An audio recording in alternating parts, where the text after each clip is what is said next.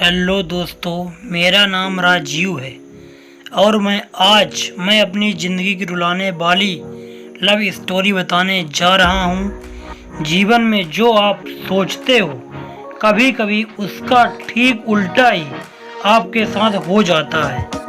मेरे साथ भी कुछ ऐसा ही हुआ। वो हमारा स्कूल का दिन था जब मैं एक श्रुति नाम की एक लड़की को पसंद करता था। उस समय मैं क्लास 10 में था और श्रुति भी क्लास 10 में ही थी। हम दोनों एक दूसरे को पसंद करते थे। उस समय मैंने अपने दिल की बात उसे बताई और उसने मेरे प्यार को एक्सेप्ट कर लिया।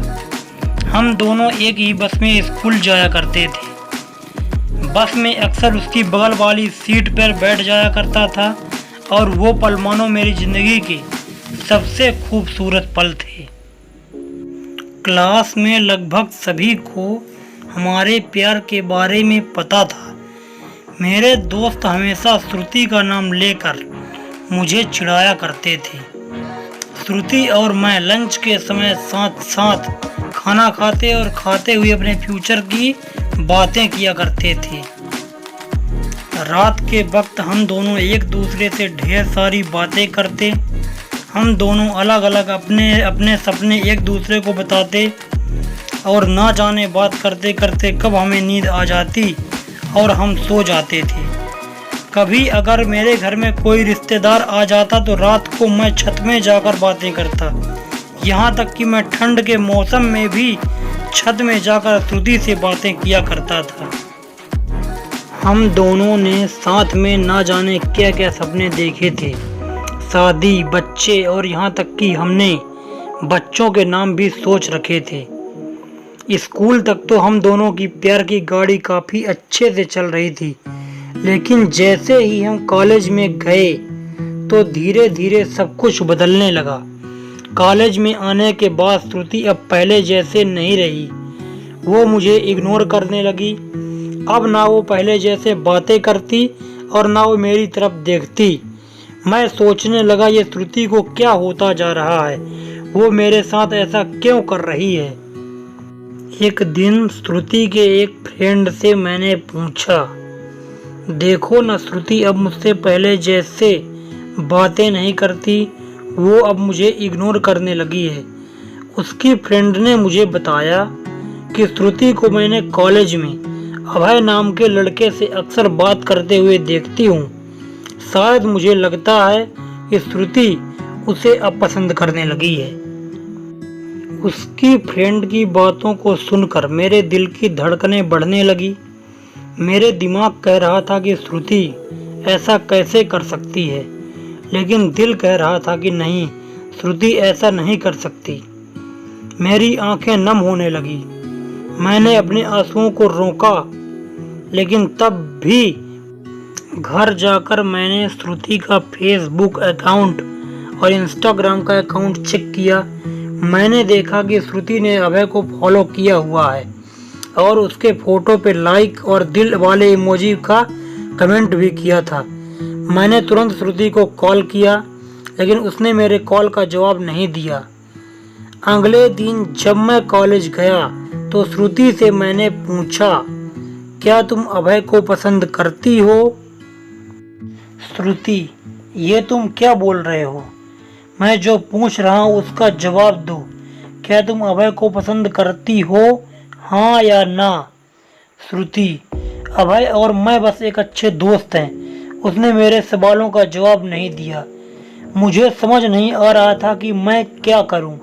मैं अब काफ़ी चिड़चिड़ा हो गया था और छोटी छोटी बातों पे नाराज होया जाया करता था। श्रुति अब पहले जैसे नहीं रही थी, वो अब बिल्कुल बदल चुकी थी। एक दिन मैंने श्रुति को अभय का हाथ पकड़कर कॉलेज ग्राउंड में बात करते हुए देखा। मैंने अपने फ़ोन से उन दोनों का फोटो क्लिक कर लिया। कॉलेज खत्म होने के बाद मैं श्रुति के पास गया और उससे कहा, श्रुति 2 मिनट, मुझे तुमसे कुछ बात करनी है। श्रुति, हाँ बोलो, क्या बात करनी है? राजीव, तुम अभय को लाइक करती हो या ना? श्रुति, मैंने तुम्हें कल ही बोला था कि अभय और मैं बस एक अच्छे दोस्त हैं। राजीव, सिर्फ अच्छे दोस्त हो ना? तो ये फोटो एक दूसरे का हाथ पकड़कर क्यों बातें कर रहे थे? और ये फोटो क्या है?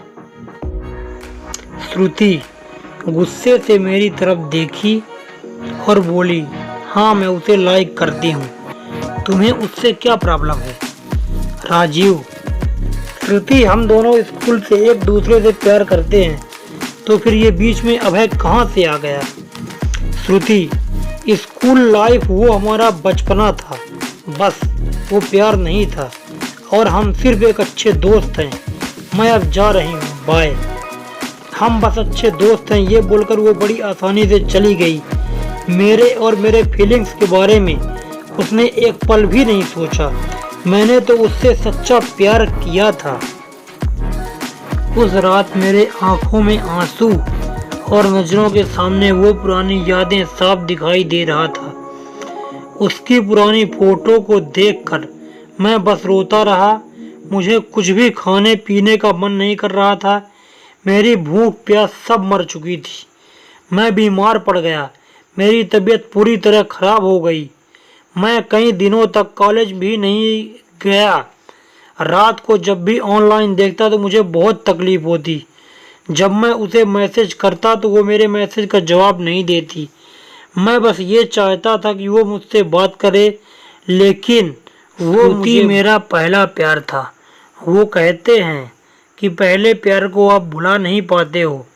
मैं भी उसकी यादों को नहीं भूल पाया। आज भी जब मैं अपने स्कूल के रास्ते से गुजरता हूँ तो वो पुरानी यादें फिर से ताज़ा होने लगती है। अब कॉलेज में दोस्तों से मुस्कुराते हुए मिलता हूँ, लेकिन अंदर से आज भी दुखी हूँ। अब ये दुख कब कम होगा मुझे नहीं पता। जीवन में जैसा हम सोचते हैं वैसा नहीं होता। आप सच्चे हो इसका ये मतलब नहीं कि सामने वाला भी सच्चा हो।